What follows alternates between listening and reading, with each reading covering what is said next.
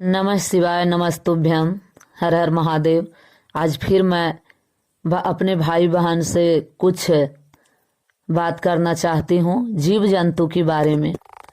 हे मेरे भाई बहन, आपने सवाल किए हैं जो भाई बहन मुझसे कि जीव जंतु से भी प्यार करना पड़ता है।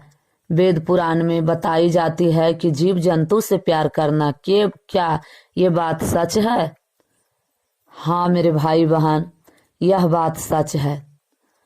मानव से तो हम और आप प्यार करबे करते हैं, जितना होता है मानव से प्यार करते हैं, लेकिन बेजुबान जानवरों से प्यार करके देखें कि कितना आपको आशीर्वाद मिलता है, कितना आपकी तरक्की होती है। मैं क्या कहूँ, इस तरह मैंने आजमाई है। जब आप बेजुबान जानवर, पक्षी से, कौवे से, कुत्ते से, बिल्ली से आप प्यार करेंगे तो फिर आपका मन में ऐसा लगेगा कि मेरे पास अब कुछ भी कमी नहीं है।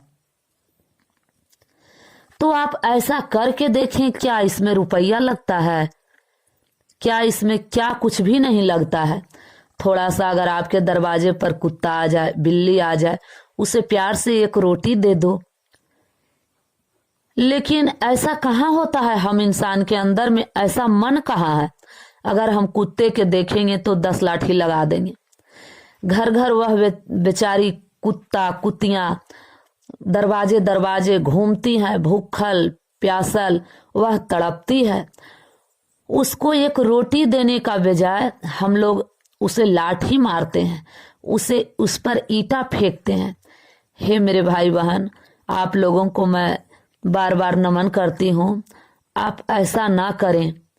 उन्हें एक रोटी दो। अगर देने की इच्छा नहीं है तो आप उसे मारने का प्रयास ना करें और उसे एक रोटी देकर देखें। कहा जाता है, हर वेद पुराण में बताई गई है कि आत्मा में ही परमात्मा है।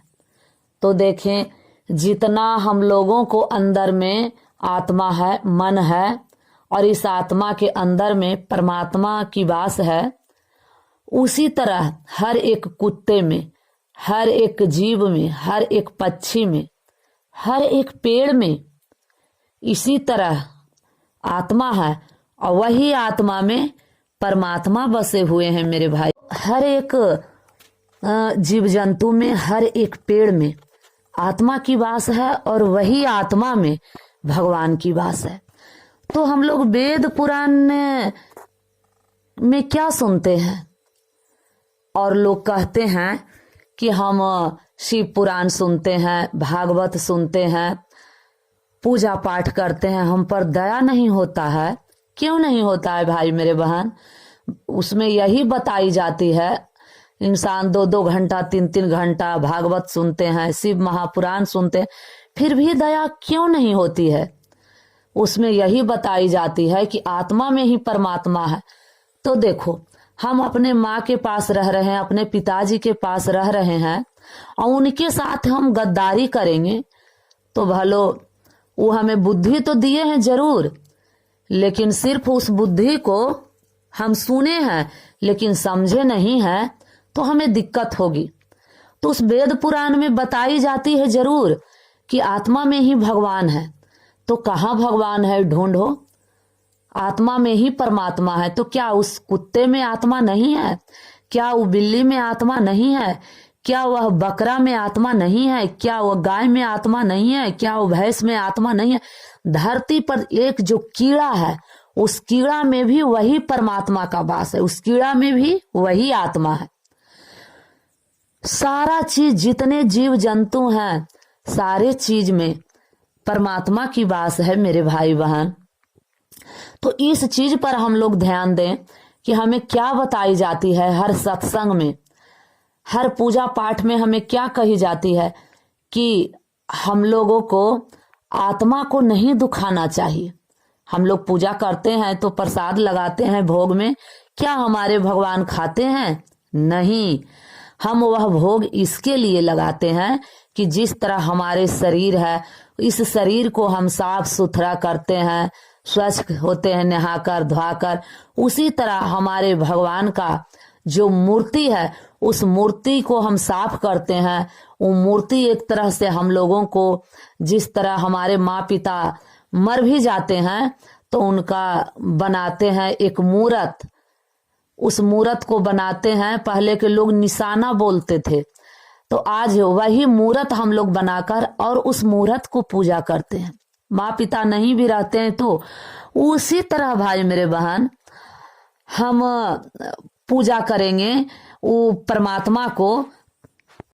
तो उसी तरह हम परमात्मा को पूजा करेंगे तो ये चीज हम लोगों को करना पड़ेगा, चाहे कोई इंसान हो। इस चीज को करना पड़ेगा कि हमें एक कुत्ता को रोटी देना पड़ेगा। कहा जाता है, हर सत्संग में बताई जाती है बहन, इस बात को सुनना, इस बात को बड़ा ध्यान से सुनना। हर सत्संग में बताई जाती है कि जो बेसहारा है, निसहाय है, उसे मदद करो।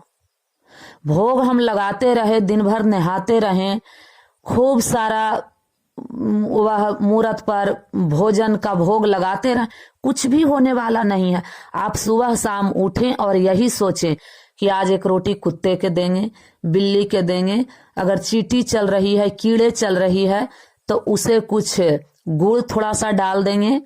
वो छत्ता पर चढ़ेंगे, कौवे हैं तो उसे चना डाल देंगे। इस तरह करके देखें, हर वेद पुराण में कही गई है बेजुबान को साथ देना है, जो बेजुबान जानवर है। तो बेजुबान में तो यही सब, कौन कुत्ता को बुलाकर भोजन करवाता है, कौन बिल्ली को करवाती है, डंडे मारकर बाहर करती है। अगर वह गलत भी कर दे तो इस चीज को हमें नहीं लगाना है। लिखा गई है, शिव पुराण में लिखी गई है कि जिसे ज्ञान होता है उसी को कर्म का फल लगता है। तो कहा जाता है कि मनुष्य को छोड़कर किसी में ज्ञान नहीं है, ना कुत्ता, ना बिल्ली, ना जानवर, ना सांप, ना बिच्छू, ना गाय, ना किसी में।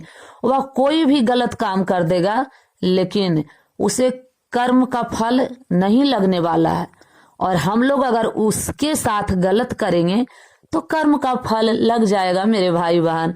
तो आप लोग तो खुद ही समझदार हैं, इस वीडियो को सुने और समझें।